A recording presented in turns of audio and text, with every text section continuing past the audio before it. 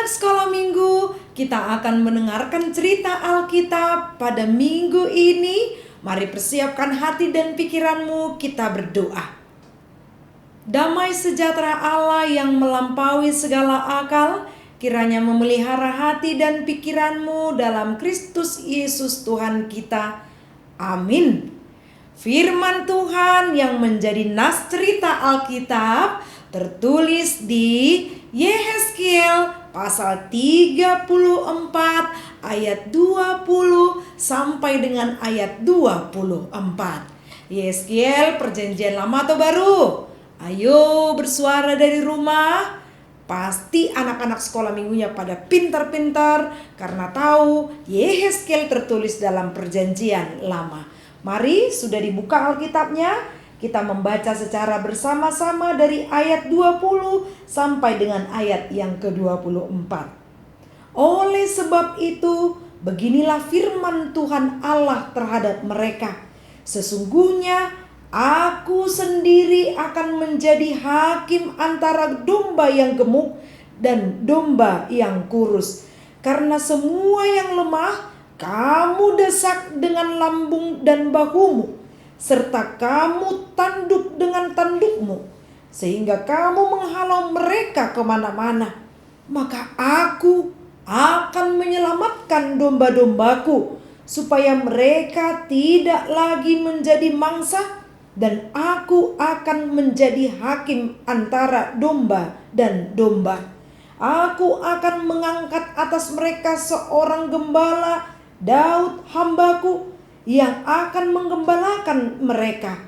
Dia akan menggembalakan mereka dan menjadi gembalanya. Aku, Tuhan, akan menjadi Allah mereka, serta hambaku Daud menjadi pemimpin di tengah-tengah mereka. Aku, Tuhan, yang mengatakannya. Demikian firman Tuhan. Inang pendeta mau nanya gini, siapa di sini yang pernah melihat domba? Baik itu sewaktu peristiwa Natal, kemudian dia menonton film di televisi, ada domba sewaktu kelahiran Kristus Yesus. Karena Yesus Kristus lahir di mana? Ada yang tahu? Di kandang domba. Jadi kalau domba itu kira-kira seperti ini. Kakinya berapa? 4. Tapi ini hanya gambaran saja. Ini hanya contoh. Dalam nas ini Allah mau membuat contoh gambaran supaya orang-orang yang mendengarkan firman Allah mudah untuk mengerti tentang pengajaran firman Tuhan. Dan kalau berbicara tentang domba, tidak lupa ada satu lagi yang mau diingatkan sebagai gambarannya. Apakah itu? Yaitu seorang gembala. Gembala yang menuntun domba-dombanya. Gembala yang mengarahkan di mana makan minum, di mana tempat domba-domba itu akan pulang pada kandangnya.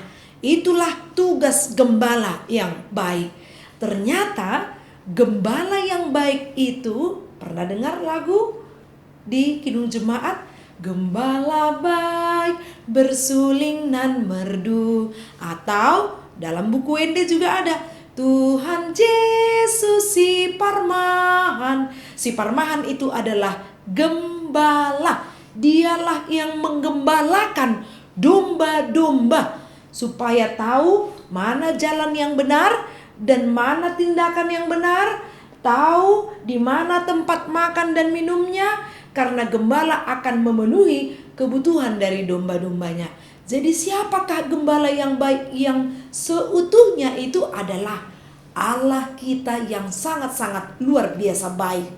Tetapi pada saat itu banyak sekali diberikan contoh gembala ini seperti pemimpin yang tidak melakukan bagaimana sebenarnya tugas dan tanggung jawab gembala. Kalau anak-anak yang baik disuruh untuk memimpin, maka dia harus memimpin dengan benar. Dia harus bisa menjadi contoh dan teladan. Ternyata pada saat itu gembala-gembala, raja-raja yang disuruh untuk memimpin tidak hidup benar. Kalau gembalanya tidak baik, bagaimana dombanya bisa melakukan kebaikan? Ini yang mau ditegur oleh Tuhan Allah melalui Nabi Yeskiel kepada umat Israel pada saat itu. Mereka sedang dalam pembuangan di Babel. Tahu pembuangan? Mereka itu ditindas. Allah mengizinkan yang mereka itu menghadapi hukuman. Karena apa? Karena mereka tidak taat kepada Allah. Allah itu marah. Bisa dilihat bagaimana kalau orang tuanya marah kepada anak-anaknya. Karena apa biasanya? Karena anak-anaknya tidak mau melakukan perintah orang tuanya. Jadi Allah juga bisa marah. Tapi marahnya bukan untuk melenyapkan manusia, tapi marahnya untuk mendidik, mengajarkan bagaimana jalan yang benar. Allah pun mendidik umat Israel melalui Nabi Yeskiel. Pertama sekali diingatkan adalah para gembala, pemimpin-pemimpin Israel pada saat itu yang tidak melakukan keadilan, tidak melakukan firman Tuhan. Setelah mengingatkan para pemimpin pada saat itu, Allah juga mengingatkan umat Israel. Umat Israel ini yang digambarkan seperti seekor domba. Bagaimana domba yang baik? Dia harus mau dituntun ke arah yang benar. Tetapi domba-domba ini, umat Israel ini, ternyata mereka itu tidak hidup berdamai, tidak hidup saling mengasihi. Justru sesama umat Israel ini saling bertengkar. Karena apa? Karena mereka cemburu dengan apa yang sudah didapat oleh orang lain. Sangat menyedihkan ternyata anak-anak sekolah minggu. Kalau kita sudah mulai cemburu, iri kepada orang lain, itu karena apa? Karena dia tidak mensyukuri berkat-berkat dari Tuhan. Coba kita misalnya hidup bersyukur. Tuhan, terima kasih Engkau berikan aku nafas hidup. Kalau aku ingat aku bernafas, aku akan mengatakan kepada Allahku, terima kasih Tuhan, Engkau memberikan aku kesempatan hidup. Kemudian apalagi, terima kasih Tuhan, Engkau memberikan aku tempat tinggal. Terima kasih Tuhan, Engkau berikan kesempatan untuk bisa sekolah. Itu adalah berkat-berkat Tuhan.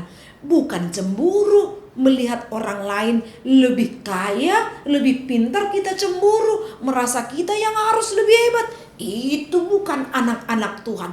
Itu bukan gambaran dari domba yang baik. Dalam nas ini, cerita Alkitab kita dikatakan ada domba yang gemuk, ada domba yang kurus. Kira-kira kalau domba yang gemuk bagaimana ya? Ini dia. Kalau domba yang kurus, ini dia. Jadi sudah bisa lihat, andaikan ada domba yang gemuk, di sampingnya ada 2 ekor domba yang kurus, hanya disenggol saja satu, sebenarnya bisa mencelakai 2 domba yang kurus.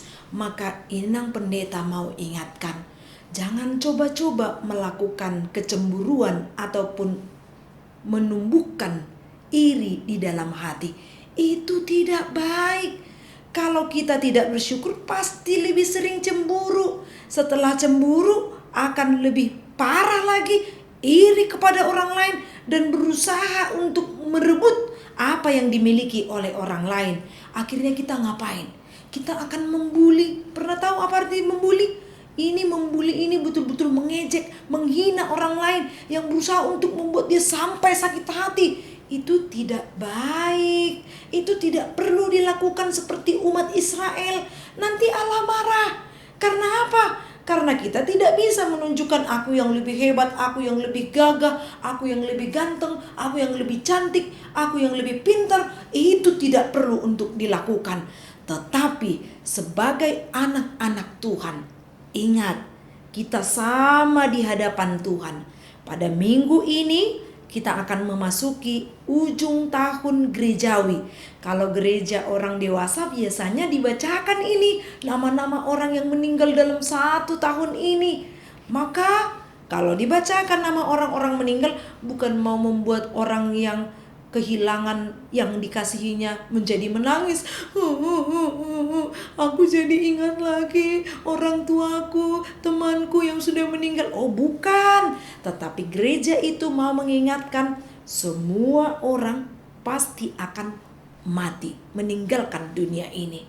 Lantas kalau ada orang yang meninggal, apa yang dibawa mati? Gak ada.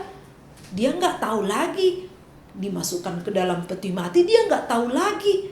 Tetapi yang mau diingatkan, tidak ada yang kekal, yang sifatnya itu bertahan sampai selama-lamanya, kecuali kasih Kristus, kecuali Allah Bapa kita. Maka anak-anak sekolah minggu, jangan lagi mau mengejek orang lain, menghina orang lain, membuli orang lain. Jangan mau lagi cemburu, karena itu tiada gunanya. Kalau sekali kita melakukan dosa, maka kejahatan yang lain akan mengikutimu. Engkau tidak akan merasa lagi hidup aman, nyaman bersama Tuhan. Karena Allah itu pada kedatangannya melalui Kristus Yesus yang kedua kalinya, Dia akan hadir sebagai hakim. Kalau hakim itu di pengadilan, pernah lihat hakim? Di pengadilan dia akan berlaku adil, berlaku benar. Yang mana yang jahat, hakim akan bertindak untuk dia. Yang mana yang benar, hakim juga akan bertindak yang adil untuk dia. Seperti itulah Kristus yang akan hadir untuk kedua kalinya. Kalau nanti setelah dunia ini dihanguskan, habis semuanya, dan kita itu akan berkumpul dalam pengadilan Kristus, kemudian Allah itu mau tanya, kamu anak sekolah minggu, kamu sewaktu sekolah minggu berbuat baik atau tidak? Kalau suka membuli, maka tempatmu masuk ke neraka. Kalau dia adalah orang yang baik, rajin sekolah minggu dan menunjukkan anak sekolah minggu yang tertib, mau mendengarkan dan tidak suka untuk membuli, maka dia akan dimasukkan ke surga. Itulah impian banyak orang. Ternyata impian itu bukan hanya sebatas impian, harus ada usahanya, kerja kerasnya. Walaupun banyak di sekitarnya yang membuli atau dia dibuli, dia tetap mau mempertahankan. Yesus akan datang sebagai hakim. Dia akan berbuat adil. Allah tidak akan membiarkan kita sendiri. Dia akan membuat kita menjadi manusia yang tangguh, hebat secara imannya. Jadi jangan balaskan apa yang jahat yang dikerjakan oleh manusia di muka bumi ini. Allah itu akan bersikap adil. Sama seperti itu juga yang terjadi dalam nas ini. Allah tidak membiarkan domba yang kurus itu terlap dalam kesakitannya. Allah akan memperhatikan domba yang kurus ini, yang tidak bisa untuk memberontak ini. Bayangkan kalau sudah kurus, itu gambaran orang-orang yang sudah disiksa, dihina oleh orang lain. Tapi Allah memberikan kekuatan bagi orang yang mau bertahan dengan imannya, tidak membalaskan yang jahat dengan jahat, tetapi dia mau menjadi anak sekolah minggu yang baik. Yakinlah, Allah hadir sebagai hakim. Dia akan menggembalakan domba-dombanya dengan gembala yang baik.